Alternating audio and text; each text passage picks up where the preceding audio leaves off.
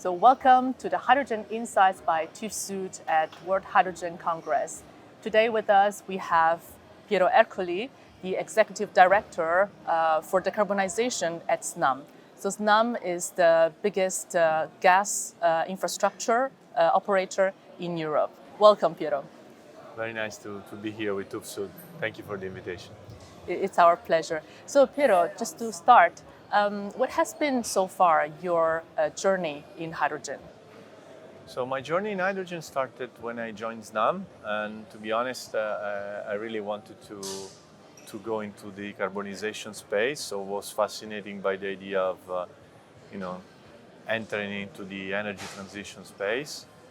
And the first year I looked very much into large-scale projects worldwide.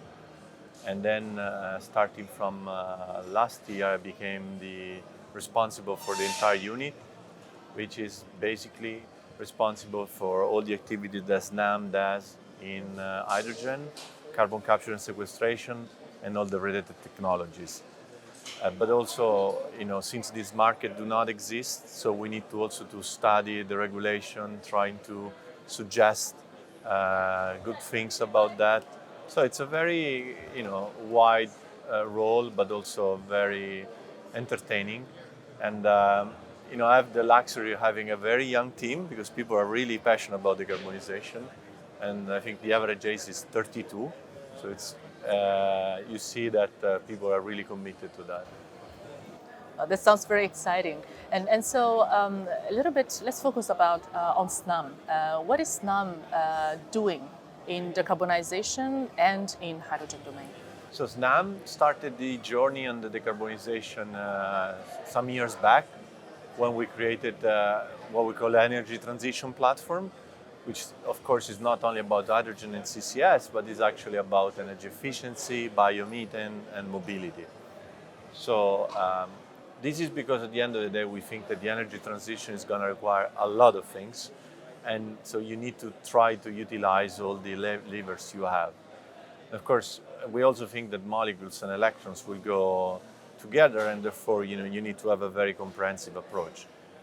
Talking about, what I'm doing, as I said, I'm focusing on hydrogen and carbon capture and sequestration, which again could be complementary solution for the hard-to-abate sectors in some cases, and of course, hydrogen will play also probably a very important role in transportation, especially again in areas like shipping or aviation or where you have a very heavy payload, right? So trucks probably as well. So we see all these elements in this direction. Okay, so it is going to be, let's say, a mix of solutions we need to adopt for decarbonization. Yeah, that's for sure. We need to adopt multiple solutions. I think we started a little bit going only in one direction, especially in Europe. Other places were a bit more open. But now I think in the last couple of years also the crisis we had with the Ukraine and the gas crisis was a bit of a wake-up call in the sense that when we do a transition, we need also to consider other paradigms like affordability, energy security, which were a bit squeezed in a corner, right, for a bit of time. So now I think we are now back to a more balanced approach, which of course, it requires a lot of efforts and a lot of challenges. But let's remember when the world did energy transition, was always a very long period of time.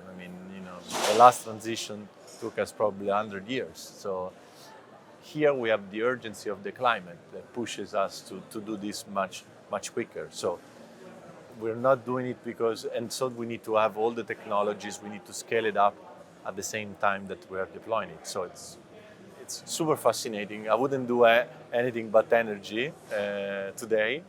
I think it's a once in a lifetime opportunity, but to do it, it's quite challenging. Yes, indeed, it's a very exciting time to be in the energy transition and to work for energy transition. I do agree. And then let's talk about the European hydrogen backbone, about infrastructure, which is the core of Snam's activities. So Do you think what kind of opportunities are there for Italy?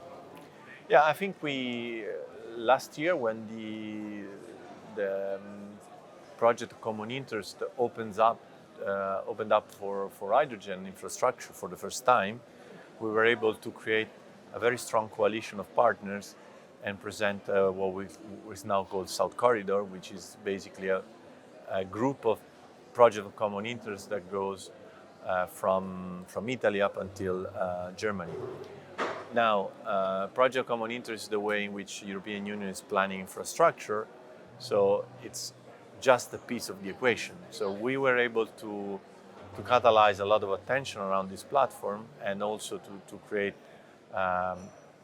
additional elements which are off-takers, which are producers, and this is predicated on the fact that there are some important industrial elements behind, which is accessing best-in-class renewables worldwide, which are present in North Africa, and at the same time trying to reuse as much as possible existing infrastructure, which will lower the cost. So this is the industrial combination that makes this very important for Italy, but for Europe in general. In fact, we have the very strong support from Italian government, Austrian government, and German government.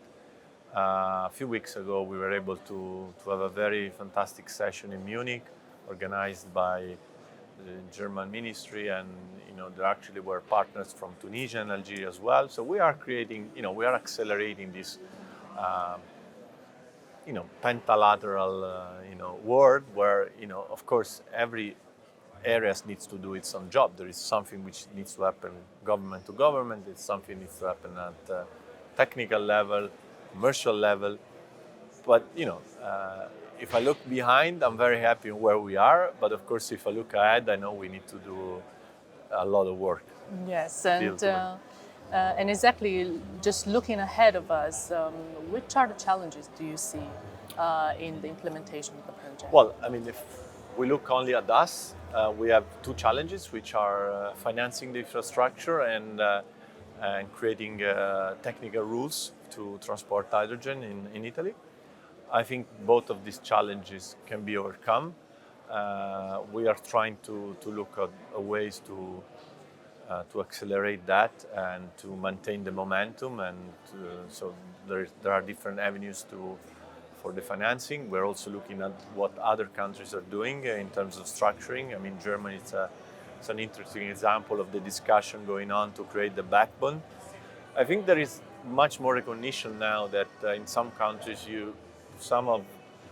like Germany or Netherlands, Belgium, they are accelerating, saying, okay, let's do this piece of infrastructure because it allows to create some certainty for producers and consumers, right? So, of course, Italy it's a long country, so we need to do quite a lot, but we have the advantage of having redundancy of infrastructure that we can over time dedicate to hydrogen. So that's the high reutilization rate. So I think these are complex projects, so we need to take the problems once at a time.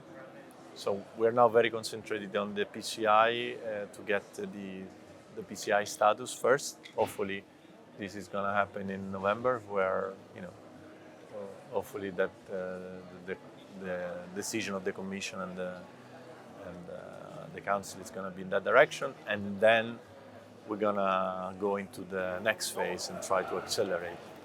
Okay, this sounds really promising. So thank you very much, Piero, for being with us, and looking forward to seeing you next year. Thank you.